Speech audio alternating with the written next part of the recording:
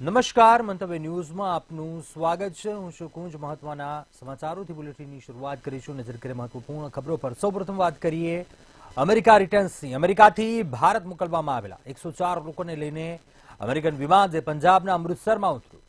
આમાંના મોટાભાગના લોકો ગુજરાત, પંજાબ અને હરિયાણાના હતા. અમેરિકાથી દેશ નિકાલ કરાયેલા ભારતીયોને લઈને અમેરિકન લશ્કરી વિમાન જે બપોરે અમૃતસર આંતરરાષ્ટ્રીય વિમાન મથક પર ઉતર્યું. જોકે એ વાતની પુષ્ટિ થઈ છે કે આ વિમાનમાં 104 ભારતીયો હતા. શું છે સમગ્ર વિગતો જોઈશું આ ખાસ રિપોર્ટમાં. અમેરિકાથી ભારતીયોની વતન વાપસી. અમેરિકાથી ભારત પરત ફર્યા 205 ભારતીય ઇમિગ્રન્ટ્સ. ભારતીયોમાં 40 ગુજરાતીઓનો પણ સમાવેશ. 40માં સૌથી વધુ મહેસાણા જિલ્લાના, 9 લોકો ગાંધીનગર જિલ્લાના. અમૃતસર એરપોર્ટ પર તમામને એર ક્લબ ખાતે લઈ જવાયા. તમામની યોગ્ય તપાસ બાદ તેમને તેમના રાજ્યમાં મોકલાશે. અમેરિકામાં ગેરકાયદેસર રહેતા ભારતીયોને પાછા વતન મોકલવામાં આવી રહ્યા છે, જેના ભાગરૂપે આજે યુએસ મિલિટરી એરક્રાફ્ટ 104 ભારતીયોને અમૃતસરના શ્રી ગુરુ રામદાસજી ઇન્ટરનેશનલ એરપોર્ટ પર ઉતાર્યા છે, જેમાં 33 ગુજરાતીઓનો સમાવેશ થાય છે, જ્યારે પંજાબના 30 લોકો છે. આ 104 ભારતીયોમાં 25 મહિલાઓ અને 13 સગીરો અને 72 પુરુષો છે. 33 ગુજરાતીઓને અમૃતસર એરપોર્ટ પર જ રાખવામાં આવશે કે જ્યાંથી તેમને ગુજરાત મોકલવામાં આવશે. અમેરિકાએ ગેરકાયદેસર રહેતા હરિયાણા, ગુજરાત, ઉત્તર પ્રદેશ અને મહારાષ્ટ્રના રહેવાસીઓનો દેશ નિકાલ કરવાનો આદેશ આપ્યો હતો. આજે પરત મોકલવામાં આવેલા 104 ભારતીયોમાં 33 ગુજરાતના છે, જેમાં સૌથી વધુ મહેસાણા અને ગાંધીનગરના 12 લોકો પરત આવ્યા છે, જ્યારે સુરતના 4 અને અમદાવાદના 2 લોકો સામેલ હોવાનું જાણવા મળ્યું છે. વડોદરા, ખેડા અને પાટણની એક વ્યક્તિ પણ આ વિમાનમાં સામેલ છે. પાછા આવેલા 104 ભારતીયોમાં પંજાબના 30, હરિયાણા અને ગુજરાતના 33, જ્યારે મહારાષ્ટ્ર અને ઉત્તર પ્રદેશના 3, ચંદીગઢના 2 લોકો સામેલ હોવાનું સૂત્રો તરફથી જાણવા મળ્યું છે. અમેરિકન મિલિટરીનું C-17 એરક્રાફ્ટ આ ભારતીયોને લઈને સેન એન્ટિનિયો, ટેક્સાસ ખાતેથી ભારતીય સમય પ્રમાણે પરોઢિયે 3 કલાકે રવાના થયું હતું અને લગભગ 24 કલાકે ભારત પહોંચ્યું હતું. રાષ્ટ્રપ્રમુખ બન્યા બાદ ડોનાલ્ડ ટ્રમ્પના આદેશ બાદ પોલીસ પેટ્રોલ એજન્સીની મદદથી શોધી કાઢવામાં આવેલ ગેરકાયદેસર વસવાટ કરતા લોકોને ગ્વાટેમાલા, પેરુ, હોન્ડુરસ રવાના કરવામાં આવ્યા છે. અત્યાર સુધી આ ઓપરેશનમાં પહેલી વખત ભારત જેવા દૂરના દેશોના ઘૂસણખોરોને વતન મોકલવાની કવાયત હાથ ધરાઈ છે. ઉલ્લેખનીય છે કે પંજાબ પોલીસે પણ એરપોર્ટ પર ચુસ્ત સુરક્ષા વ્યવસ્થા ગોઠવી દીધી હતી. પંજાબના ડીજીપીએ પણ જણાવ્યું હતું કે તેઓએ મુખ્યમંત્રી સાથે મળીને આ મુદ્દે બેઠક પણ યોજી અને ચર્ચા કરી હતી. ઉલ્લેખનીય છે, અમેરિકાના રાષ્ટ્રપ્રમુખ ડોનાલ્ડ ટ્રમ્પ સાથે વડાપ્રધાન મોદીએ 27 જાન્યુઆરી 2025ના રોજ ટેલિફોનિક વાતચીત કરી હતી, જેમાં અમેરિકામાં ગેરકાયદેસર રહેતા ભારતીયોને પરત વતન બોલાવવાના નિર્ણય પર ભારતે લીધો હોવાનું પણ જાણવા મળ્યું હતું. અંદાજ મુજબ અમેરિકામાં અંદાજિત 18,000 ભારતીયો ગેરકાયદેસર વસવાટ કરી રહ્યા છે, જેમને ભારત મોકલવામાં આવી રહ્યા છે. અમેરિકામાં વિવિધ દેશોના આશરે 7.25 લાખથી વધારે લોકો ગેરકાયદેસર વસવાટ કરી રહ્યા છે. બ્યુરો રિપોર્ટ, મંતવ્ય ન્યૂઝ. આગળ વાત કરીએ દિલ્હી વિધાનસભાની 70 બેઠકો માટે આજે સવારે 7 વાગ્યાથી સાંજે 6 વાગ્યા સુધી મતદાન યોજાયું. લગભગ 13,000 મતદાન મથકો બનાવવામાં આવ્યા હતા. ત્યારે રાષ્ટ્રપતિ દ્રૌપદી મુર્મુ, એલજેપી સક્સેના વિદેશ મંત્રી એસ જયશંકર, મુખ્યમંત્રી આતિશી રાહુલ ગાંધીએ મતદાન કર્યું. આ ઉપરાંત પ્રિયંકા ગાંધીએ તેમની માતા સોનિયા, પતિ અને પુત્ર સાથે મતદાન કર્યું. અરવિંદ કેજરીવાલ પોતાના માતા પિતાને વ્હીલચેર પર બેસાડીને મતદાન કરવા માટે પહોંચ્યા હતા.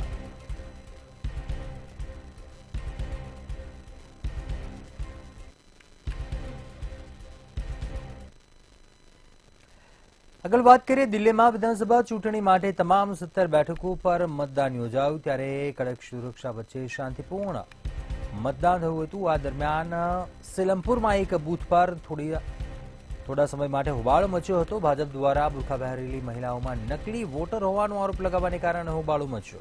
જોકે પોલીસે સમયસર સ્થિતિ પર કાબુ મેળવ્યો હતો. ભાજપના કાર્યકર્તાઓએ આરોપ લગાવ્યો હતો કે બહારની મહિલાઓને લાવીને બુરખા પહેરાવી નકલી મતદાન કરવામાં આવી રહ્યું છે.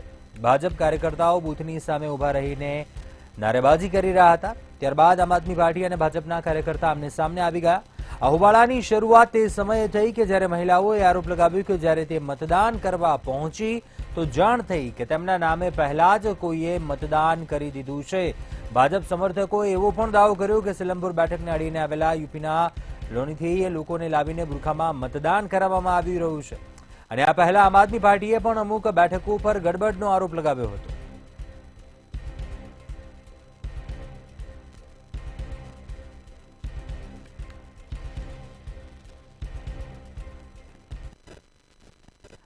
દિલ્હી વિધાનસભા ચૂંટણી વચ્ચે આમ આદમી પાર્ટીના 2 ધારાસભ્યો વિરુદ્ધ એફઆઈઆર દાખલ કરવામાં આવી. ધારાસભ્ય દિનેશ મોહનિયા વિરુદ્ધ મહિલાની છેડતી કરવાના આરોપમાં એફઆઈઆર દાખલ કરવામાં આવી. આરોપ છે કે ચૂંટણી પ્રચાર દરમિયાન ધારાસભ્યએ એક મહિલાને ફ્લાઇંગ કિસ આપી હતી. આ ઘટનાના વિડીયોને આધારે પોલીસે મહિલાની ફરિયાદ પર વિવિધ કલમો હેઠળ એફઆઈઆર નોંધી આગળની કાર્યવાહી શરૂ કરી છે. હાલમાં આ મામલે ધારાસભ્ય તરફથી કોઈ નિવેદન આવ્યું નથી. હકીકતમાં 5 ફેબ્રુઆરીએ દિલ્હીની તમામ 17 વિધાનસભા બેઠકો પર મતદાન થઈ રહ્યું હતું અને આ જ વચ્ચે સંગમ વિહારના ધારાસભ્ય મોહનિયા વિરુદ્ધ કેસ દાખલ થયો. ઉલ્લેખનીય છે સંગમ વિહાર દક્ષિણ દિલ્હી લોકસભા મતવિસ્તાર હેઠળ આવતા 10 વિધાનસભા મતવિસ્તારોમાંથી એક છે.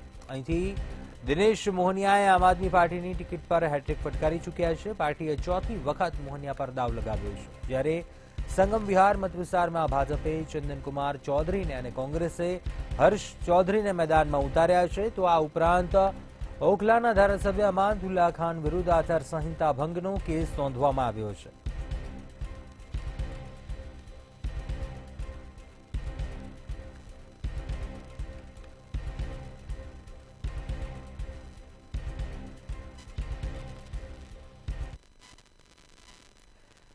વડાપ્રધાન નરેન્દ્ર મોદીએ આજે પ્રયાગરાજમાં મહાકુંભની મુલાકાત લીધી, જ્યાં તેમણે પવિત્ર સંગમ સ્નાન ખાતે સ્નાન કર્યા બાદ આસ્થાની ડૂબકી લગાવી.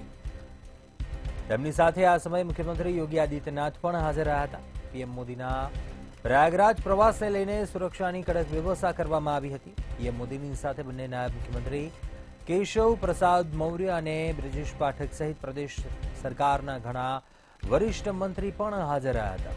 વડાપ્રધાન મોદીએ પ્રયાગરાજના ત્રિવેણી સંગમ ખાતે પવિત્ર ડૂબકી લગાવી. આ અવસરે પીએમ મોદીએ ભગવા રંગના વસ્ત્રો પહેર્યા હતા. તેમના ગળા અને હાથમાં રુદ્રાક્ષની માળા હતી. તેમણે મંત્રોચ્ચાર સાથે સંગમમાં ડૂબકી લગાવી હતી.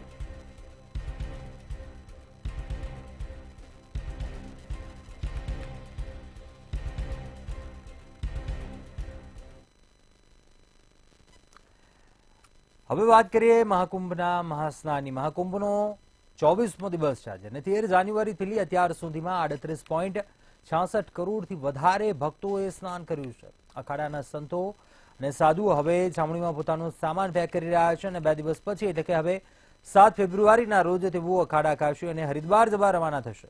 પૂજા પછી ધાર્મિક ધ્વજ ઉતારવામાં આવશે. જોઈએ આ ખાસ રિપોર્ટમાં. આજે મહાકુંભનો 24મો દિવસ. અત્યાર સુધીમાં 38.66 કરોડથી વધુ ભક્તોએ સ્નાન કર્યું. દરરોજ લાખો લોકો પહોંચી રહ્યા છે સંગમ. એક દિવસમાં 2.5 કરોડથી વધારે લોકોએ સ્નાન કર્યું. મહાકુંભ 2025ના અવસરે દેશ અને દુનિયાભરમાંથી કરોડો લોકો સંગમ પહોંચી રહ્યા છે. એક આંકડા પ્રમાણે અત્યાર સુધીમાં 38.29 કરોડથી વધારે લોકોએ પવિત્ર ડૂબકી લગાવી છે. જો કે આ પછી પણ ભીડમાં કોઈ ઘટાડો થયો નથી. દરરોજ લાખો લોકો સંગમ પહોંચી રહ્યા છે. ત્રિવેણી સંગમ ઘાટ પર ભારે ભીડ ઉમટી રહી છે. આ દરમિયાન સંગમ ઘાટનો એક વિડીયો પણ સામે આવ્યો છે, જ્યાં ઘાટ પર લાખો લોકોની ભીડ જોવા મળી રહી છે. હવે અખાડાના સંતો અને સાધુઓ છાવણીમાં પોતાનો સામાન પેક કરી રહ્યા છે. મહાકુંભના સાધુઓ અને સંતો કાશી અને હરિદ્વાર જવાની તૈયારી કરી રહ્યા છે. સંતોએ પોતાના કેમ્પનો સામાન પેક કરવાનું શરૂ કરી દીધું છે. સંતોનું કહેવું છે કે તેઓ 7 ફેબ્રુઆરીએ મહાકુંભથી રવાના થશે. પૂજા પછી ધાર્મિક ધ્વજ ઉતારવામાં આવશે. મહાકુંભના ત્રીજા અમૃત સ્નાન એટલે કે વસંત પંચમીના અવસર બાદ દેશ અને દુનિયાભરમાંથી લોકો ગંગા, યમુના અને સરસ્વતીના સંગમમાં ડૂબકી લગાવવા માટે પહોંચી રહ્યા છે. સોમવાર સાંજ સુધીમાં 2.5 કરોડથી વધારે લોકો સ્નાન કરી ચૂક્યા હતા. મેળાના સત્તાવાળાઓના જાહેર કરાયેલા આંકડા પ્રમાણે 3 ફેબ્રુઆરીના રોજ રાત્રે 8 વાગ્યા સુધીમાં 2.57 કરોડ લોકોએ સંગમમાં ડૂબકી લગાવી, જેમાં 10 લાખ કલ્પવાસીઓનો સમાવેશ થાય છે. અને 13 જાન્યુઆરીથી અત્યાર સુધીમાં 38.29 કરોડ લોકોએ મહાકુંભમાં સ્નાન કર્યું છે. બ્યુરો રિપોર્ટ, મંતવ્ય ન્યૂઝ. સંસદમાં કોંગ્રેસ અધ્યક્ષ મલ્લિકાર્જુન ખડગેને લઈને ભાજપ નેતાઓએ હોબાળો મચાવ્યો. કે સંસદમાં કંઈક બોલી રહ્યા હતા. આ દરમિયાન ભાજપના નેતા દ્વારા વારંવાર તેમને રોકવામાં આવી રહ્યા હતા અને જે પછી ખડગેને ગુસ્સો આવી ગયો અને તે પછી તેઓ જે બોલ્યા તેના પર વિવાદ ઉભો થયો. સંસદમાં પોતાના ભાષણ દરમિયાન ભાજપના સાંસદ પર ગુસ્સો થયા હતા અને દરમિયાન તેમણે સંસદના પિતાનો પણ ઉલ્લેખ કર્યો હતો. ત્યારબાદ સંસદમાં તેમના આ વિવાદિત નિવેદનને લઈને ભારે હોબાળો મચ્યો હતો. आपने क्या कहा था मोदी जी ने कहा था रुपए अस्पताल में है. हाँ, तेरा बाप का भी मैं ऐसा साथी था. तू क्या बात करता है? उसको लेके घूमा. चुप चुप चुप चुप चुप.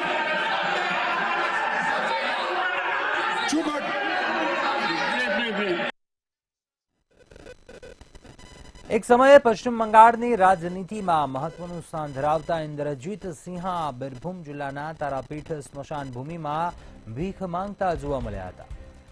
બુલેટેદા તરીકે ઓળખાતા આ નેતાની તસવીર વાયરલ થતા જ ભાજપમાં ખળભળાટ મચી ગયો છે. પાર્ટીના જૂના નેતાની હાલત જોઈને પ્રદેશ ભાજપ અધ્યક્ષ અને કેન્દ્રીય શિક્ષણ મંત્રી ડોક્ટર સુકાંત મજમુદાર એક્શનમાં આવ્યા. તેમણે તરત જ બીરભૂમના બીજેપી જિલ્લા અધ્યક્ષને બીમાર ઇન્દ્રજીત સિંહાને હોસ્પિટલ દાખલ કરવા કહ્યું. રાજ્ય વિધાનસભામાં વિપક્ષના નેતા શુવેન્દુ અધિકારીએ પણ સિંહાની આ હાલતની નોંધ લીધી. આ બાદ બુલેટદારને કોલકાતાની એક મોટી ખાનગી હોસ્પિટલમાં દાખલ કરવામાં આવ્યા હતા. નોંધનીય છે કે ઇન્દ્રજીત સિંહા એક સમયે બંગાળ બીજેપીમાં હેલ્થ સર્વિસ સેલના કન્વીનર હતા. તેમણે ભાજપના કાર્યકરો અને સમર્થકોને તેમના મુશ્કેલ અને તકલીફના સમયમાં રાજ્યની લગભગ તમામ સરકારી હોસ્પિટલોમાં દાખલ કરાવવાનું કામ કર્યું હતું. તેઓ છેલ્લા 2 વર્ષથી કેન્સર સામે ઝઝૂમી રહ્યા હતા. શરૂઆતમાં ગાંઠ મળી આવી હતી, પરંતુ પછી ડોક્ટરોએ તેને અસાધ્ય કેન્સર હોવાની પુષ્ટિ કરી હતી. સારવાર માટે કોઈ નક્કર વ્યવસ્થાને અભાવે તેમને ઘરે ઘરે ભટકવાની ફરજ પડી હતી. તેમની પાસે રહેવાની કે જમવાની કોઈ વ્યવસ્થા ન હતી. પરિસ્થિતિ એટલી ખરાબ થઈ ગઈ હતી કે તેમણે તારાપીઠ સ્મશાન ભૂમિમાં ભીખ માંગીને જીવવું પડ્યું.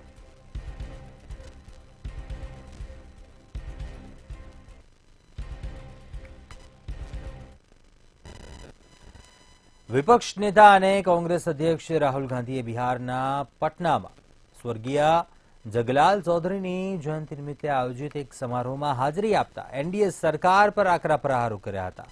જોકે આ પ્રહારો દરમિયાન તેમનો પણ ફિયાસ્કો થઈ ગયો. તેઓ જેની જયંતિ સમારોહમાં હાજરી આપવા આવ્યા હતા તેમનું જ નામ ભૂલી ગયા અને બાદમાં કાર્યકરોએ તેમની ભૂલ સુધારી હતી. आप सबका यहाँ बहुत बहुत स्वागत. आज हम जगत चौधरी जी की याद करते हैं. लड़ाई हिंदुस्तान में विचारधारा की है. एक तरफ आरएसएस, बीजेपी और दूसरी तरफ अंबेडकर जी, जगत चौधरी जी, महात्मा गांधी, जगलाल चौधरी जी, जगलाल चौधरी जी. तो ये विचारधारा की लड़ाई चल रही है.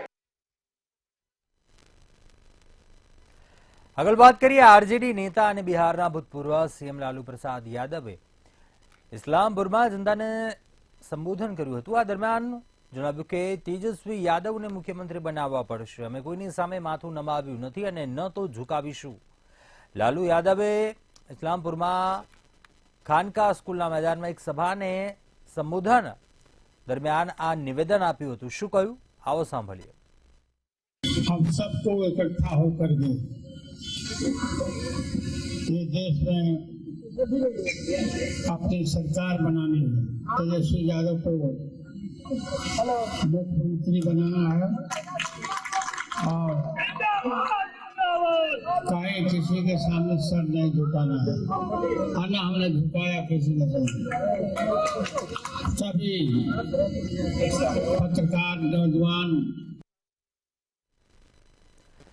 તૃણમૂલ કોંગ્રેસના સાંસદ શત્રુઘ્ન સિંહાએ સમાન નાગરિક સંહિતા યુસીસીની પ્રશંસા કરી. એટલું જ નહીં, તેમણે દેશભરમાં નોનવેજ ખોરાક પર પ્રતિબંધ મૂકવાની માંગ કરતા કહ્યું કે દેશભરમાં નોનવેજ ખોરાક પર પ્રતિબંધ મૂકી દેવો જોઈએ. દેશભરમાં માત્ર બીફ જ નહીં પરંતુ સામાન્ય રીતે તમામ પ્રકારના નોનવેજ ખોરાક પર બેન મૂકવામાં આવે.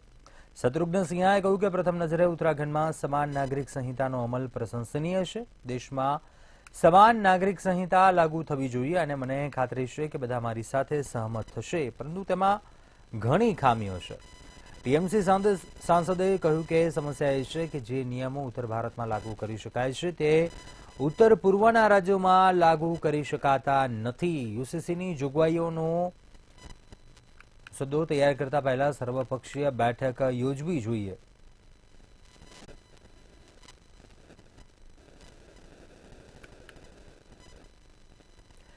એઆઈએમઆઈએમના ચીફ અને હૈદરાબાદના સાંસદ અસદુદ્દીન ઓવૈસીનો કેન્દ્ર સરકારને ચેતવતો વિડીયો વાયરલ થયો છે.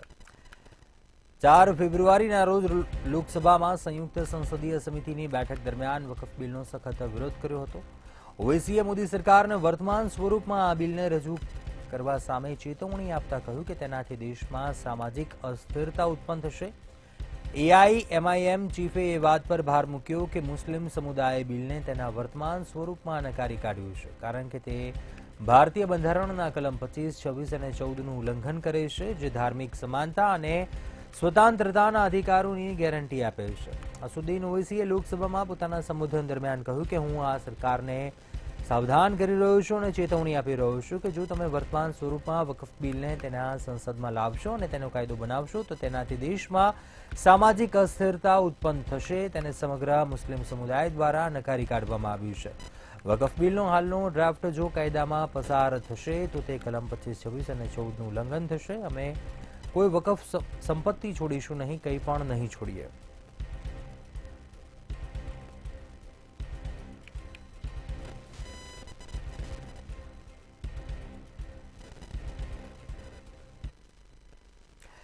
રાજસ્થાનના જયપુરમાં આજે સવારે મોટી દુર્ઘટના ઘટી હતી. અહીં વીર હનુમાનજી પુલ પાસે એક પ્રાઇવેટ સ્કૂલ બસ બેકાબુ થઈ જતા પલટી ખાઈ ગઈ હતી. આ અકસ્માતમાં બસ નીચે કચડાઈ જવાથી એક વિદ્યાર્થીનીનું મોત નીપજ્યું હતું, જ્યારે બસમાં સવાર ઘણા વિદ્યાર્થીઓ ઇજાગ્રસ્ત થયા હતા. બસમાં કુલ 40 બાળકો સવાર હતા, જેમાંથી કેટલાકને ગંભીર ઇજાઓ થઈ હતી. અકસ્માત બાદ રોષે ભરાયેલા સ્થાનિક લોકોએ રસ્તા પર જ વિરોધ પ્રદર્શન શરૂ કર્યું હતું. મળતી વિગતો મુજબ આ અકસ્માત જયપુરના ચમુમાં વીર હનુમાન માર્ગ પુલ નજીક સર્જાયો હતો. અહીં સ્કૂલ બસ બેકાબુ થઈને ખીણમાં ખાબકી ગઈ હતી. આ દરમિયાન એક વિદ્યાર્થીનીનું બસ નીચે કચડાઈ જવાથી મોત નીપજ્યું હતું. અકસ્માતની જાણ થતાં જ સ્થાનિક લોકો સ્થળ ઉપર દોડી આવ્યા હતા અને બસના કાચ તોડી નાખીને બાળકોને બહાર નીકાળ્યા હતા અને હોસ્પિટલ લઈ ગયા હતા. લોકોએ પણ આરોપ લગાવ્યો હતો કે પરિવહન વિભાગ બેદરકાર બન્યું છે, જેને કારણે અકસ્માતો સર્જાતા રહે છે. માહિતીમાં એ પણ ખુલાસો થયો છે કે બસ પરમિટ વિના ચલાવવામાં આવી રહી હતી. આ બસનું પરમિટ બસી સાંગાનેર જયપુરનું છે. પરિવહન વિભાગ તરફથી માહિતી મળી છે કે બસની ફિટનેસ પણ ન હતી. આ મુદ્દે સ્થાનિક લોકો ભડકી ગયા અને રસ્તો બ્લોક કર્યો હતો. લોકોએ આ મામલે કડક કાર્યવાહીની માંગ કરી છે.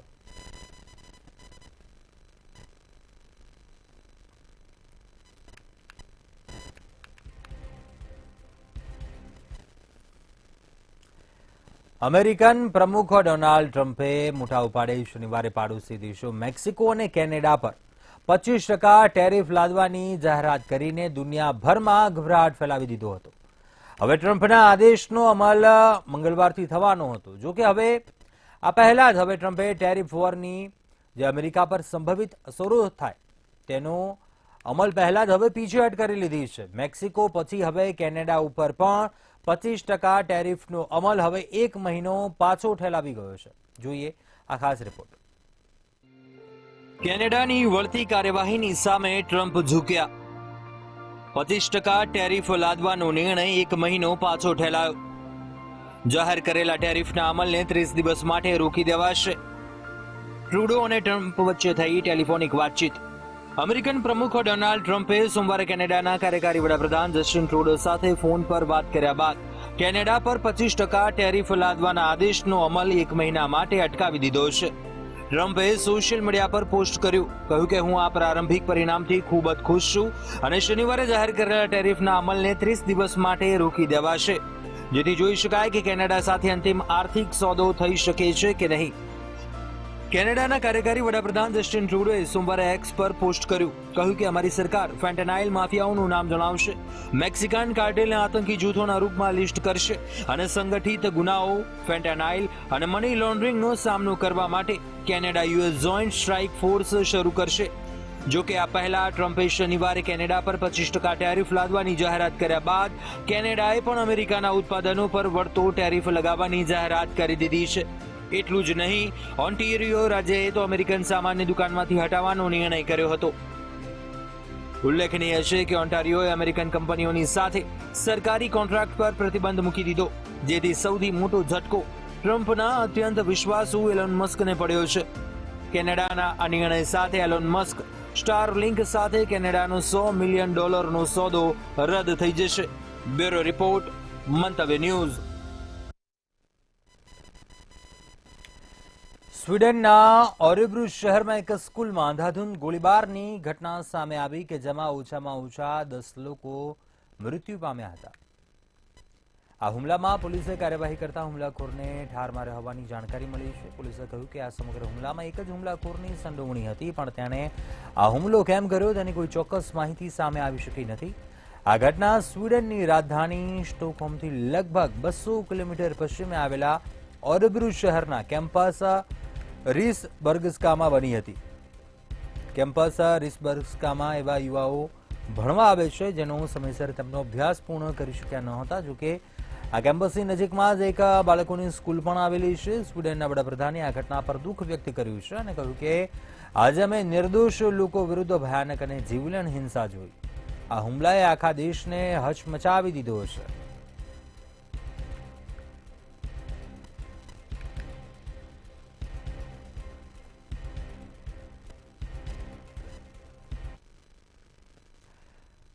અમેરિકામાં ગેરકાયદેસર રહેતા ભારતીયો પરત ફર્યા છે. અમેરિકાથી રિપોર્ટ કરાયેલા અને ગેરકાયદેસર રીતે રહેતા 104 ભારતીયો પોતાના દેશમાં પાછા ફર્યા. અમેરિકાથી રિપોર્ટ કરાયા તેમાં 13 બાળકોનો પણ સમાવેશ થાય છે. અમેરિકાએ કુલ 205 ભારતીયોને રિપોર્ટ માટે ચિહ્નિત કર્યા.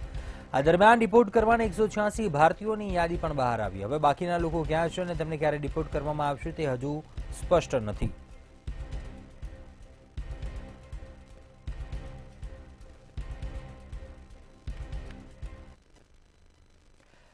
અમેરિકામાં ગેરકાયદેસર રહેતા ભારતીયો પરત ભારત લવાઈ રહ્યા છે અને જેમાં 33 ગુજરાતીઓમાં 2 અમદાવાદના નાગરિકોનો પણ સમાવેશ થાય છે.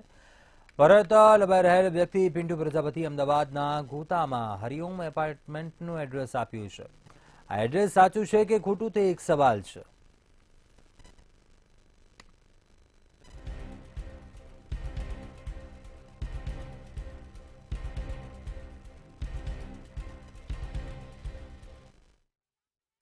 ની સંખ્યા વધી રહી છે ત્યારે અમદાવાદના પણ ગોતા વિસ્તારમાં રહેતા એક વ્યક્તિ કે જેઓ વર્ષો પહેલા ગેરકાયદેસર રીતે અમેરિકામાં ઘૂસ્યા હતા. ગોતા વિસ્તારમાં હરિઓમ એપાર્ટમેન્ટ આવેલું છે અને આ હરિઓમ એપાર્ટમેન્ટમાં અમૃતલાલ પિન્ટુ કુમાર પ્રજાપતિ નામના એક વ્યક્તિ જે વર્ષો પહેલા રહેતા હતા.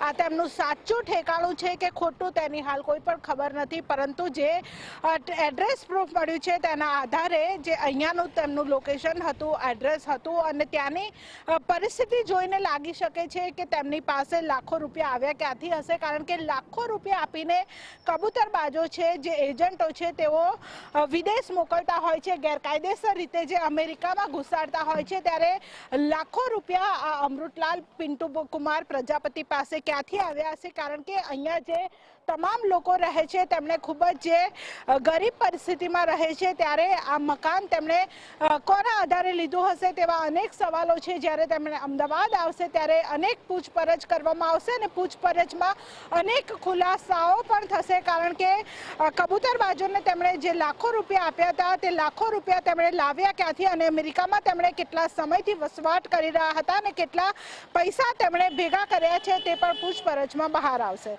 કેમેરા પર્સન કુનાલ રાણા સાથે કિંજલ બોરીસા, મંતવ્ય ન્યૂઝ, અમદાવાદ. અન્ય મહત્વપૂર્ણ સમાચાર સુરતથી સામે આવી રહ્યા છે, જ્યાં 2 વર્ષનું બાળક ગટરમાં ખાબક્યું હોવાની ઘટના સામે આવી છે. સુરતમાં ઘટના બની છે. ઘટનાની જાણ થતાં ફાયર વિભાગની ટીમ છે તે દોડતી થઈ છે. 2 કલાકથી 500 મીટરના એરિયામાં શોધખોળ કરવામાં આવી રહી છે. ફાયર વિભાગની ટીમે કાર્યવાહી હાથ ધરી છે. 2 દિવસ પહેલા જ બાળકનો જન્મદિવસ હતો. 2 વર્ષીય કેદાર શરદભાઈ વેગડ જે તેની માતાની સાથે જઈ રહ્યો હતો તે દરમિયાન આ ઘટના બની. 2 વર્ષનું બાળક જે ગટરમાં ખાબક્યું હતું.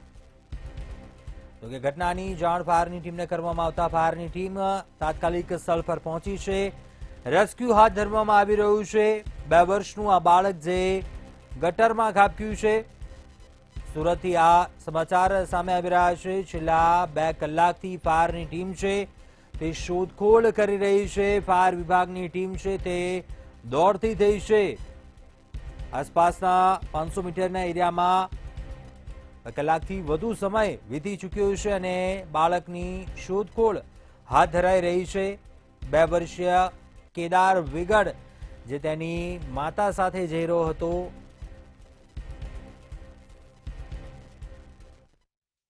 જી તમારું નામ? વૈશાલી. શું ઘટના બની હતી, ક્યાં જતા હતા અને કઈ રીતે આ ઘટના બની? મારો છોકરો આઈસ્ક્રીમ ખાવા જતો હતો ને ગટરનું ઢાંકણું ખુલ્લું હતું. તે મને ખબર નહોતી ને અચાનક પડી ગયો અંદર. ક્યાંથી ક્યાં જતા હતા ને આ ઘટના બની? ક્યાંયથી ને બુધવારી ભરાઈને તે અમે આવેલા એમાં. હા. હમ. પછી કેટલા વાગ્યાની આ ઘટના છે?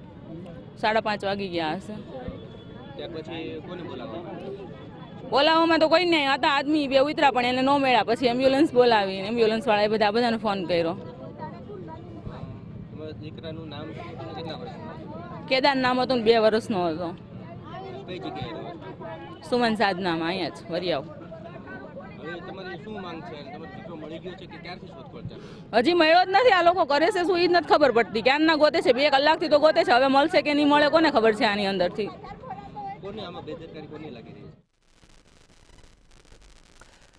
વધુ વિગતો મેળવે સંવાદદાતા રાબિયા ફોન લાઈન પર જોડાયા છે. રાબિયા, 2 વર્ષનું બાળક ગટરમાં ખાબક્યું છે.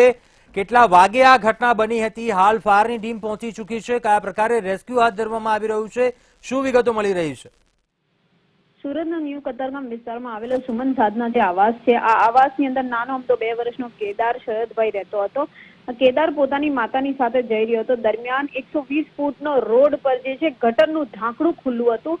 ગટરનું ઢાંકણું ખુલ્લું હોવાથી બાળક તેમાં પડી ગયું હતું. મોટી બેદરકારી જે છે કહી શકાય છે. સાંજના 5:30 વાગ્યાની આ ઘટના છે. આ ઘટના બાદ સ્થાનિકો દ્વારા ગટરમાં ઉતરીને શોધખોળ કરવામાં આવી હતી. તાત્કાલિક ફાયર વિભાગને પણ જાણ કરવામાં આવી હતી, પરંતુ સતત 3 કલાક શોધખોળ જે છે એ ચાલુ હતી. છતાં પણ બાળકનો કોઈ પત્તો નહીં લાગ્યો હતો. જોકે કોઈ પત્તો ના લાગતા ફાયર વિભાગ, 108 એમ્બ્યુલન્સ, પોલીસ આ તમામને જાણ કરીને તાત્કાલિક ઘટના સ્થળે બોલાવી લેવામાં આવ્યા હતા અને છેલ્લા 3.5 થી 4 કલાકથી સતત જે છે આ બાળકની શોધખોળ કરવામાં આવી રહી છે. જોકે હજુ સુધી બાળકનો કોઈ પત્તો નહીં લાગ્યો હોવાનું પણ ક્યાંક જાણવા મળ્યું છે. ફાયર વિભાગના આધુનિક કેમેરાઓથી પણ બાળકને શોધવામાં આવી રહ્યું છે. ગટરની અંદર ફાયરના જવાનો જે છે એ રેસ્ક્યુ માટે અંદર ઉતરેલા પણ જોવા મળી રહ્યા છે. ઓક્સિજન સાથે ફાયરના જવાનો ગટરની અંદર ઉતારવામાં આવ્યા છે. ફાયરના જવાનો ઓક્સિજન લઈને ઉતર્યા છે, પરંતુ નાનો અમથો જે કેદાર છે એ ગટરની અંદર પડી ગયો છે, જેને ગટરમાં પડ્યા બાદ તેના પરિવાર પણ અત્યારે ચિંતિત થઈ ઉઠ્યા છે. ત્યારે કેમેરાઓ પણ સર્ચિંગ માટે ઉતારવામાં જે આવ્યા છે. 800 મીટર ગટરની અંદર તપાસ કરવામાં આવી છે. સાથે જ બાળકનો કોઈ પત્તો નહીં લાગતા ફાયર વિભાગ પણ હવે ચિંતિત થઈ રહ્યો છે. ગટરમાંથી પાણી બહાર કાઢવાની જે કામગીરી છે એ પણ કરવામાં આવી રહી છે. તો એટલું જ નહીં, જે કોર્પોરેશનના અધિકારી કહો કે તમામ લોકો કહો એ પણ ઘટના સ્થળે દોડી આવ્યા હતા ને હાલ પણ બાળકનો કોઈ પત્તો નહીં લાગ્યો હોવાને કારણે લોકો બાળકની તરફ હજી પણ શોધખોળ કરી રહ્યા છે. બાળકની માતા જે છે એમણે પણ બાળક કઈ રીતે પડ્યું અને શું થયું એની પણ માહિતી આપી હતી, પરંતુ ઘોર બેદરકારી છે એ કહી શકાય કે ગટરનું ઢાંકણું ખુલ્લું હતું અને આ ઢાંકણું ખુલ્લું હોવાને કારણે આ નાનો અમથો માસૂમ જે છે એની અંદર પડી ગયો અને હવે આ માસૂમની શોધખોળ થઈ રહી છે. જી ચોક્કસ રાબિયા, આભાર જાણકારી આપવા બદલ. વધુ વિગતો મેળવતા રહીશું આપની પાસેથી.